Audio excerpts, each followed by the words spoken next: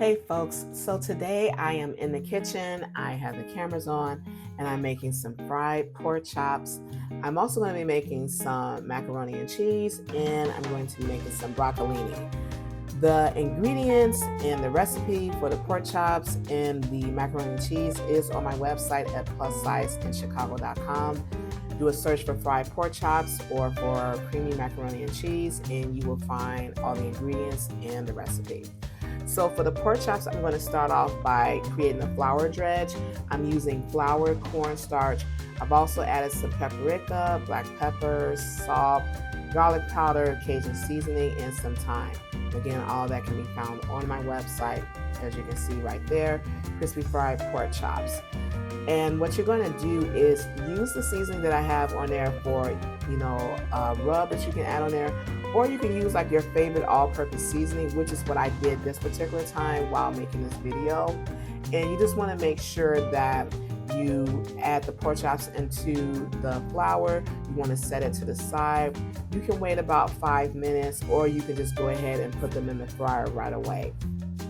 So what I'm going to do here is add these pork chops to some canola oil that I've had heated up while I was creating the flour dredge.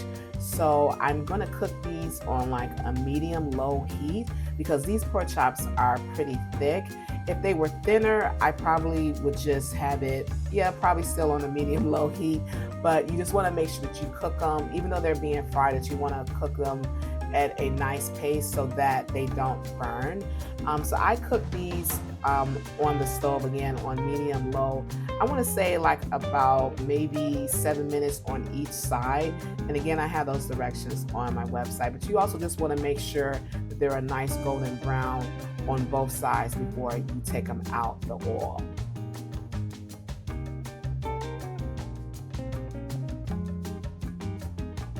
So the next thing I'm going to do is make the macaroni and cheese.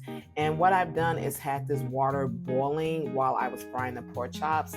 And I'm going to put like some elbow macaroni, and the amount that you put in there really depends on the amount of people that you're feeding. So I'm only feeding 2 people today, just myself and the husband. So I've only did like half a pound of elbow macaroni, which is about 2 cups of the pasta.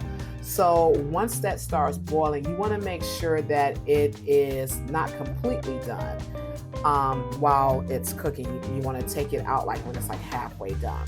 I've also made a sauce. This is a cheese roux, so it's going to have some flour in there. If you don't like using the roux, I do have another recipe on my website where it's just the cheese and everything else except for the flour. So once I've made that sauce, and again, you can find the ingredients and the recipe to that on the same page as the macaroni and cheese. I've added that sauce to the macaroni. I've added some cheddar cheese in between each layer. And then you're going to bake that on 425 degrees Fahrenheit for about 10 to 15 minutes. Of course, you want to watch it while you're cooking it because you don't want this cheese to burn. So the next thing I'm going to make is some broccolini. I had found the veggie at Sam's Club. They also can be found at your local grocer. If you don't have broccolini, you can do this with fresh broccoli too. So what I'm doing is adding olive oil to the pan, and I'm going to cook this broccolini for about 7 minutes, and then I'm going to take it out the pan. I just want to heat it for a little bit before I start adding the flavor into it. So I'm going to heat it, take it out the pan, and I'm going to add this butter as well as some minced garlic. And I'm just going to let all of those flavors just, meld together in this pan. And after it's heated for about maybe 1 or 2 minutes, then I'm going to add the broccolini back into it. And this is all being cooked on like a medium high heat. And, just to get everything, seared and simmering and also seared too. So I've added the broccolini back in there. The butter and the garlic is, getting added onto there. And I'm going to use this seasoning from Kinder's called Grilled Veggie. It tastes really, really good. It really kicks up the flavor of the vegetables. And I've used it on like the broccolini. I've used it on potatoes, even when I'm making like breakfast potatoes too. It's really, really good. So you may want to try that out. So yeah, so that's it with this dinner. I got my veggie, I got a pasta, I also got a meat. So here we go with the broccolini. That's done. And if you recall earlier in the video, I also did some fried pork chops, and I also made some macaroni and cheese.